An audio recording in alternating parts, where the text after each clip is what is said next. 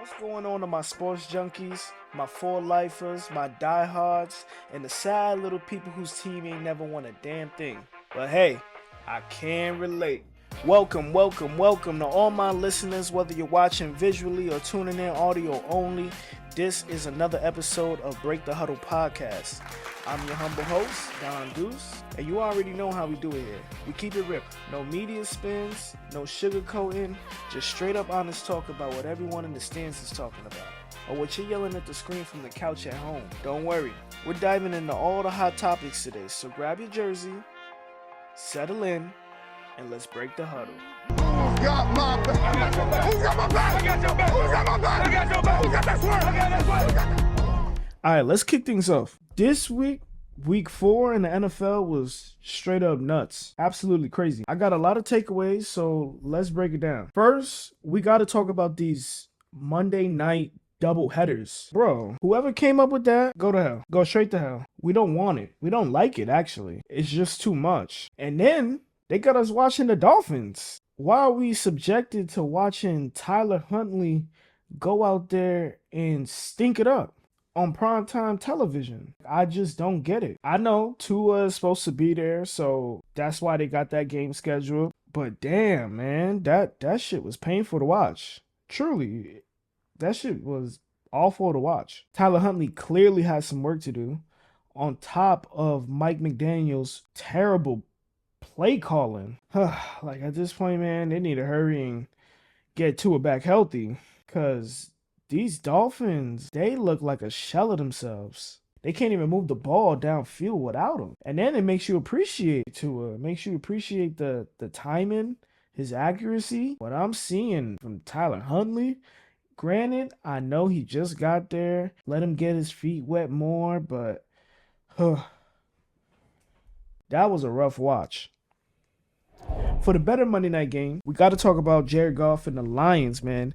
They took care of business against the Seahawks, winning 42-29. Jared Goff broke an NFL record, completing all 18 of his passes. 18 for 18, 292, 2 tutties. Montgomery and Gibbs was feasting. But damn, yo, that Lions defense, that shit could be had. Terrion Arnold has 9 holding penalties on the season. He's got to be a lot better with his hands. Overall, though, he's been a pretty good corner for them. It's just something about when a player breaks away, he got to grab somebody. And they show the replay. I'm not a coach, but he's definitely got to be better with his hands. But even in a loss, I got to highlight Geno Smith. I really think he played well. Geno Smith threw for almost 400 yards. Let me get the stats. Geno threw 38 of 56 for 395 yards and 1 touchdown. He had a late game interception. Kenneth Walker had a hat trick on the ground. He also had that crazy-ass carry. He flipped over a guy. We got to check that out. Right here by Kenneth Walker on the body of Anzalone, and he didn't go down. A lot going on there. Twice. I mean, that was a pretty good wrestling move. That on, but you're right. He does not go down. How'd he do that? And then he kind of... But even with all that, it just wasn't enough to get a W. Outside of that, there was some other talk surrounding Kenneth Walker. People on Twitter last night officially discovered Kenneth Walker was bald. I'm seeing all types of tweets about Kenneth Walker online. But nonetheless, it's still nice to see the Lions at the top of the NFC, though. But it's also nice to see the Seahawks in the hunt. I definitely like Geno, though. Like, it's always nice to see him do well. By the shape of the NFC West, with some of these injuries, who knows? They might be the ones who wins the division. With the way San Fran is dealing with injuries, with the way the Rams are dealing with injuries. I don't think anybody really believed Arizona could win the division, but they will put up a fight. But it'll probably most likely be whoever is most healthy at the end of the season, probably going to be the winner of that NFC West. So, are we going to talk about what the Ravens did to the Bills? D. Henry chopped him up like hibachi? Come on, yo. The Ravens look scary. Lamar was accurate enough to kill you in the pocket. He was 13 of 18, 156, 2 tutties. With the King getting 24 totes for $1.99 in a tutty. Come on. I heard 30 is a new 20 the way he running that shit, bro. The Ravens may be sitting at 2-2, but they definitely look dangerous. I think they found the formula for success. You got to just give Derrick Henry carries. You got to give him carries. You got to build it up, quarter after quarter. When you got Derrick Henry in your lineup, the defense got to feel you. Don't get cute. It don't matter if they load up the box. It don't matter, 8-man box, but none of that matters. Give me Pat Ricard and give me Derrick Henry, and we're going to go to work. It's simple as that. The only people I feel sorry on the Ravens is the wide receiver room. They not going to get no love in B-Moss. It was a different story when you had JK, you had Gus Edwards, different type of backs. Like, yeah, you're run heavy, but there was ways to lean on the receivers where at least one person can still be productive. There's enough passing around for a 1K receiver. But, man, you add Derrick Henry in the lineup, the passing just gets a little rough. You got to look. Lamar was passing to Justice Hill. He was passing out of the backfield. He wasn't even passing to these receivers. But I'm sure any receiver in B-More knows what they're signing up for. At most, with Derrick Henry in the lineup, your number one is probably getting a 900-yard season if they're lucky. But with this type of performance, it feels like the Ravens kind of unlocked the offense. And what if Derrick Henry continues to run the way he's been running? That and this run-heavy trend that the NFL has going on, if he can thrive in this, who's to say that Derrick Henry can't be an MVP candidate? That'd be crazy if Baltimore had 2 MVPs. I got to find out if there's ever been a time where 2 MVPs have been on the football field together. Like on the same team, on the same side of the ball. That never happened. No way. I got to check that out. But yeah, if that trend holds up, I genuinely would keep Derrick Henry in the mix for MVP. If that trend holds up, if he keeps running the rock the way he's running, I just don't see why we would ever leave performances like that out. If he could string more of these together. For those who don't know, I'll be on Twitter. I'm always on Twitter. And I came across this tweet and I came across people were genuinely talking about this. And I came across this tweet that said Derrick Henry might be the last running back to ever reach 10K yards. And I'm just like, yo, just look at it. Maybe.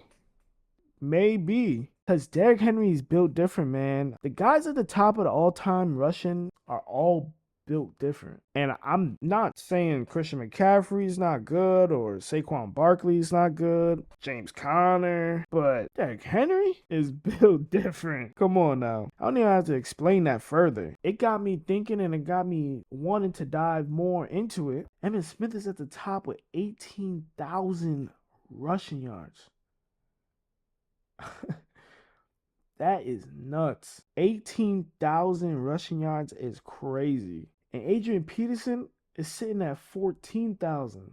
That's a lot of totes, and I'm sure them yards came with a lot of touchdowns. The running back position is not what it used to be. It's hard to compare Derrick Henry to Saquon Barkley or Derrick Henry to Christian McCaffrey or Derrick Henry to Alvin Kamara. It's hard to compare those kind of guys because the other guys are pass catchers for real, so they're racking up all-purpose yards. So now it's like, okay, well, what do you put his all-purpose yards against his all-purpose yards?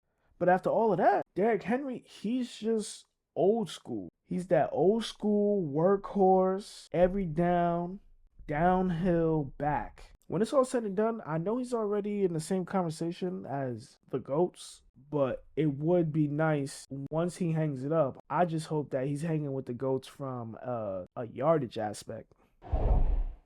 All right, man, moving on to another game. The Las Vegas Raiders took down the Cleveland Browns 20-16. No Tay Adams, no Max Crosby. They saying Devontae Adams is nursing a hamstring injury.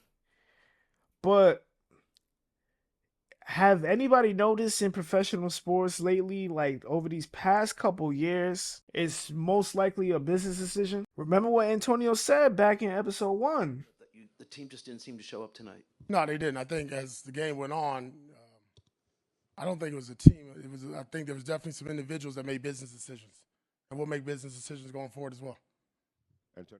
Some players are making business decisions out there. But Pierce is back in the cycle. Because this dum-dum liked a picture on the gram of Devontae Adams being traded. And all this just confirms to me is that the news surrounding this story is real. And I just got to pay attention closely to it. It just came out today that he's requested a trade. But this is why coaches got to stay off the gram, bro.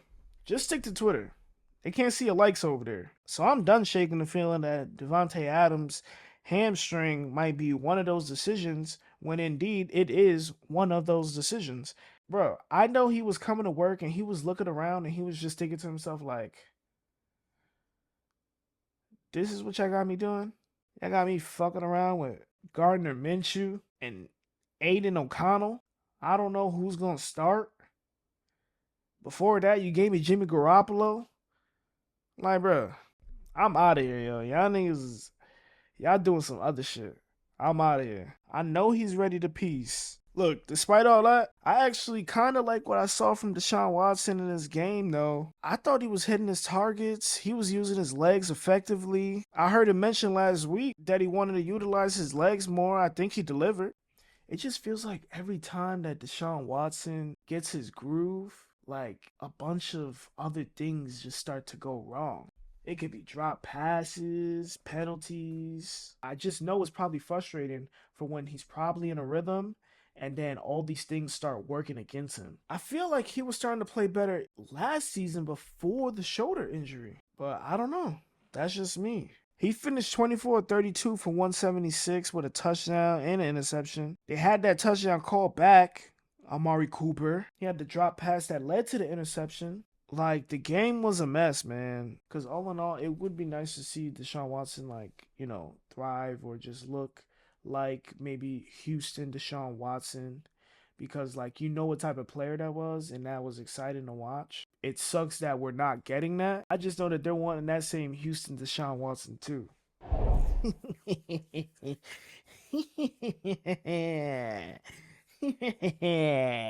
Now, as a Giants fan, let's dive into the NFC East. We got a lot to talk about because what Philly did against, well, what they didn't do against the Tampa Bay Buccaneers, man, it got to be studied. Baker Mayfield threw for 347 and 3 touchdowns, leading the Bucs to a 33-16 victory over the Eagles. It really wasn't a game. It wasn't competitive on the Eagles side. They wasn't on nothing. Tampa Bay 3-1 with Baker at the helm. It's really nice to see Baker, number 1 overall pick, finally hitting his stride.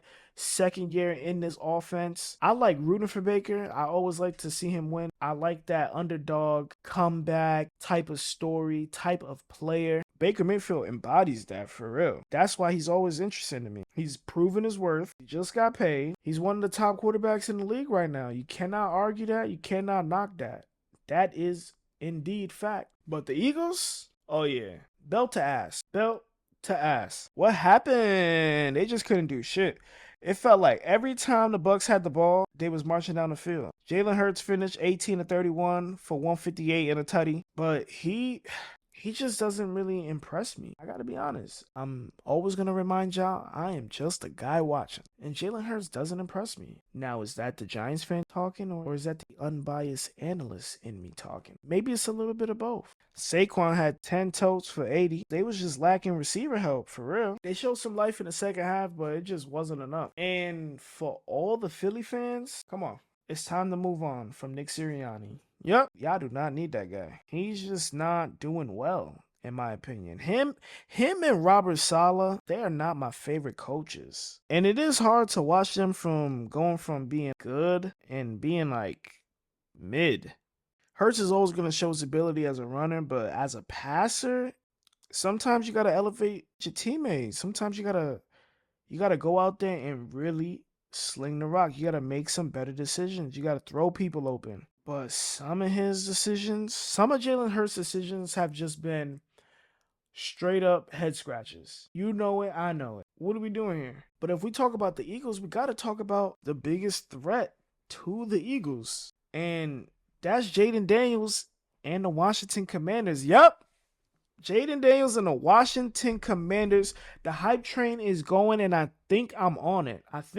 Don't hate me. I think I'm on the Jaden Daniels hype train. They got me. Because I like what I see, yo. It's exciting to watch. It's exciting to watch him deal, yo. deal in the pocket, get outside the pocket, he running. So you definitely got to talk about the Commanders. They're starting to look strong with Jaden Daniels at quarterback. I see them really posing a serious threat to the Eagles in this division. And I know the Eagles is a little banged up, but they've continuously been trending downward, and I just think that opens up the door for Washington. Bro, I've seen some lights out performances from Jaden Daniels, and I just can't see him slowing down anytime soon for real. Poise in the pocket, smart decisions, using his legs effectively when necessary, when called upon. I wanted Jaden Daniels for the Giants. Remember at Hard Knocks when Joe Shane's son wanted Jaden Daniels? He wanted him to go hard for Jaden Daniels. His own son said draft Jaden Daniels. But I'm not mad at Malik Neighbors. Come on. But Jaden Daniels would have been a great fit for the Giants. Facts. He's played a lot of college football, which means he processes defenses way better than the other rookies. While they might be still finding their way, a lot of these things could just possibly be coming a little bit faster to Jaden Daniels. You got to take Anthony Richardson, for example. Has played less than 25 career games. Like, he's played less than 25 games since high school. He's in the NFL. He's a starting quarterback in the NFL. He's played less than 25 games since high school. Come on, bro. And he's missing high school throws. Can't even get the ball to the flat sometimes. It's either that or he's bombing it for 80. He do got an arm, though. He is different when it comes to that. But Jaden Daniels, he's going to take the NFL by storm. Look, shout out to Cliff Kingsbury. He's probably not the best leader of men, but I'll take him as an offensive mind any day, anytime, because it's clear as day that this guy knows what he's doing. Like, it's clear as day. He's got Jaden Daniels ready to go, throwing the ball with no hesitation, getting it to where it needs to go. All right, so when it comes to college football, I can't necessarily say that I have a flat out favorite team. I did grow up liking the Miami Hurricanes. I like what they're doing over there with Cam Ward. But right now, I like what Colorado's doing in the Big 12. I know some might call me a bandwagon fan, but I genuinely like to see the growth, and I like to see what Deion Sanders is building over there at Colorado. Colorado defeated UCF 48-21 despite being a 14-point dog. They was a 14-point dog, bro. Nobody gave them respect. UCF, one of the favorites to win the Big 12, and Colorado just took it to them. Like, you kind of see the flashes of greatness from this team every week. See it in spurts. You see the defense good in spots sometimes, and it was nice to see them finally put 4 quarters together of just good football and put something out on the field that reflects how they are as individuals and characters. Defensively, they held their own against this UCF team there, who's a run-heavy team, and they just said, no, not today, not ever. Y'all not fucking with us. So the way that Colorado got into the trenches, that was something to really be impressed about, and it just goes to show you Deion and his NFL staff is into them kids. They buying what they selling, man. Other than Shador, you gotta highlight the star and Travis Hunter. Travis Hunter is a beast. I don't gotta tell you that Travis Hunter is a beast because he's doing it all. He's playing elite at corner and he's playing elite at wide receiver. You kind of see his releases aren't really like super clean, but I like that. You just can't guard him. Every time he touches the ball, Travis Hunter's making a play because his athleticism makes up for almost everything. And he's just going to keep finding the end zone week after week. And there's literally a reason why he's on the Heisman watch. He's sitting at number 3 on Heisman watch. But I feel like Travis Hunter should be number 2, though. The running back from Boise, he's number 2. He's toting the rock. He has like 800 plus yards. It's only been 4 games. He's BC. Travis Hunter is making big plays. Travis Hunter is a big part of why Colorado is sitting at 4-1. Because if it's not the offensive play, he's making defensive play late in the game. And then Jalen Milroe is number 1. But I can respect that. He just took on Georgia with a bomb to Ryan Williams. I can't be mad at that. Serena Williams said Ryan Williams is her cousin. I mean, I don't think she would lie, but you know, people say anything on the internet. So somebody got to fact check that for me. Is Ryan Williams and Serena Williams actually indeed related? But either way, man, back to Travis Hunter. He's playing both sides of the ball extremely well, playing over 100 snaps a game. When the season ends, his stats are just going to speak for themselves. I don't doubt that he's going to be holding that trophy. I really don't. Okay, well, that wraps up today's episode of Break the Huddle. I hope you enjoyed our dive into this crazy week in the NFL with a little sprinkle of college. Don't forget to hit that subscribe button, leave a review, and share with your fellow sports junkies. Until next time, keep it real, and let's break the huddle. Who's got my back? Who's got my back? I got your back. Who's got my back? I got your back. Who got that swerve? I got that swerve.